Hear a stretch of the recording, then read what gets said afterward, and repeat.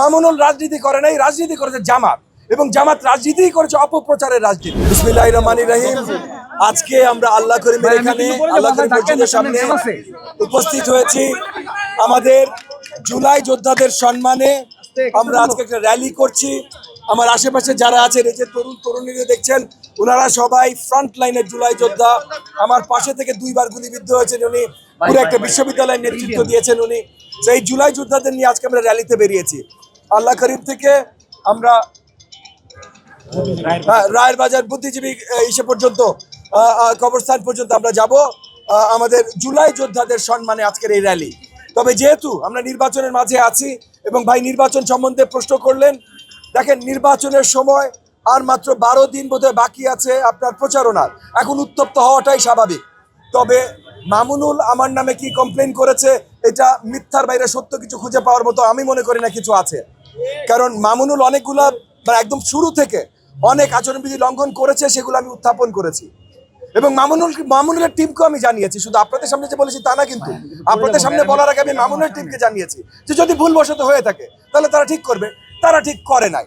এবং আমি বুঝতে পারছি ভাই, মামুনুল তো কখনো রাজনীতি করেনি। মামুনুল মাদ্রাসার শিক্ষক, তাও সেটা করে লালবাগে আর বাগেরহাটে। সো মোহাম্মদপুরে সে রাতটা যাপন করে। তো মামুনুল রাজনীতি করে নাই, রাজনীতি করেছে জামাত, এবং জামাত রাজনীতি করেছে অপপ্রচারের রাজনীতি। একসময় ইন্টারনেটে অপপ্রচার, এখন মাঠে অপপ্রচার। সো যেহেতু মামুনুল জামাতের সাথে আছে এবং জামাতের রাজনীতি অপপ্রচারের রাজনীতি, তো এখন মামুনুল অপপ্রচারে বেরিয়ে গেছে। এটা নিয়ে খুব বেশি লম্বা আলোচনা করার মতো কিছু আছে বলে আমি মনে করি। আমি মামুনুলের সাথে গলা মিলাবো, কারণ মামুনুলকে আমি চিনি সেই মোদি বিরোধী আন্দোলনের সময় থেকে। তখন থেকে বেশ কিছু সময় রাজপথে ছিলাম, ও জেলে ছিল, জেল থেকে বেরিয়ে আর আসলে অ্যাক্টিভ রাজনীতিতে কখনো কাজ করেনি, কিন্তু কিছু আন্দোলনে একসাথে ছিলাম। তো সেই সৌহার্দ্যটা আছে। এখন আমার সাথে সৌহার্দ্য আছে বলেই সে সব কাজ ঠিক করছে, এবং আমি বলবো ভাই ঠিক আছে, তা তো না।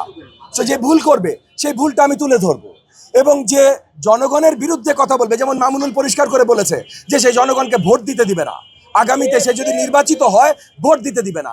তো আমি তাকে, সে আমার সাথে তার একটা ভালো পরিচয় বলে তাকে গলা মিলাবো, কিন্তু সে যখন বলবে ভোট দিতে দিবে না, রাজপথে আমি তাকে থামানোর চেষ্টা করবো না ভাই, এটা আমার দায়িত্ব।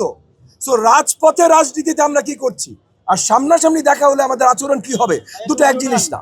সো এখন আপনারা প্রশ্ন করলেন নির্বাচন রাজপথের রাজনীতির, আমি সেটার উত্তর দিলাম।